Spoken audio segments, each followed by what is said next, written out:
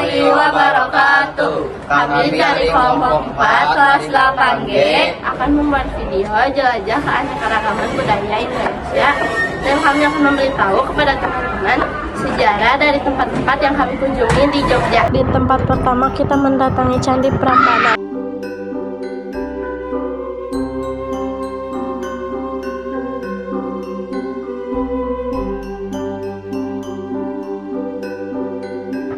Candi Prambanan adalah kompleks candi Hindu terbesar di Indonesia yang dibangun pada abad ke-9 Masehi.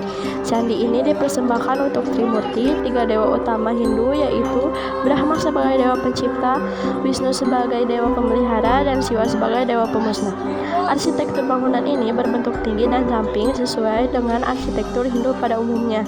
Dan Candi Siwa sebagai candi utama memiliki ketinggian mencapai 47 meter, menjulang di tengah kompleks gugusan candi-candi yang lebih kecil.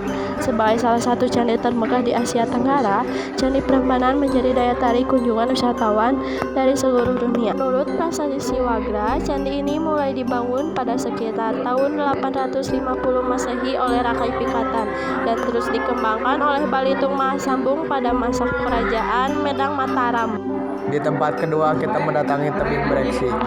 Tebing Breksi merupakan salah satu destinasi wisata bekas tambang yang terletak di Dusun Groyokan, Desa Sambirejo, Kecamatan Prambanan, Kabupaten Sleman di Yogyakarta.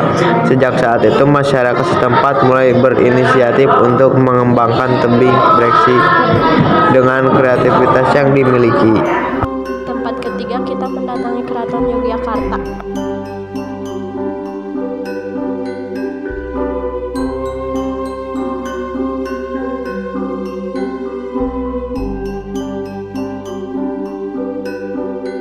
Keraton Yogyakarta merupakan istana resmi Kesultanan Ngayogyakarta Hadiningrat yang kini berlokasi di kota Yogyakarta.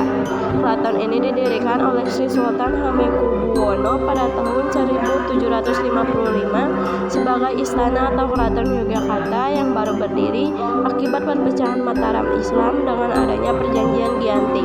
Walaupun Kesultanan Yogyakarta secara resmi telah menjadi bagian Republik Indonesia pada tahun 1945, kompleks bangunan keraton ini masih berfungsi sebagai tempat tinggal sultan dan rumah tangga istananya yang masih menjalankan tradisi kesultanan hingga saat ini. Keraton ini kini juga merupakan salah satu objek wisata di kota Yogyakarta. Sebagai kompleks keraton merupakan museum yang menyimpan berbagai koleksi milik kesultanan, termasuk berbagai pemberian dari raja-raja Eropa, replika pusaka keraton, dan gambar. Di tempat keempat kita mendatangi Malioboro. Malioboro merupakan nama salah satu jalan di pusat kota Yogyakarta. Jalan Malioboro itu sendiri merupakan salah satu jalan dari 3 jalan di kota Yogyakarta yang membentang dari Tugu Yogyakarta hingga ke perempatan kantor pos Yogyakarta. Asal nama Malioboro itu sendiri berasal dari bahasa Sanskerta Maliabara yang berarti karangan bunga.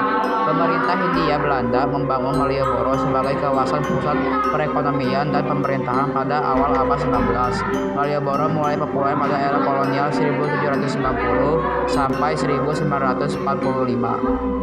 Di tempat kelima kita mendatangi Lavatur Merapi.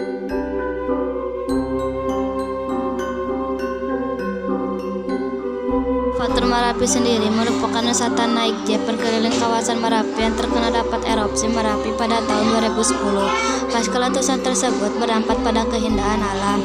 Banyak spot-spot sejarah yang bagus kemudian dijadikan sebagai sarana edukasi untuk menceritakan kembali sejarah bagaimana saat itu masyarakat Jogja berduka.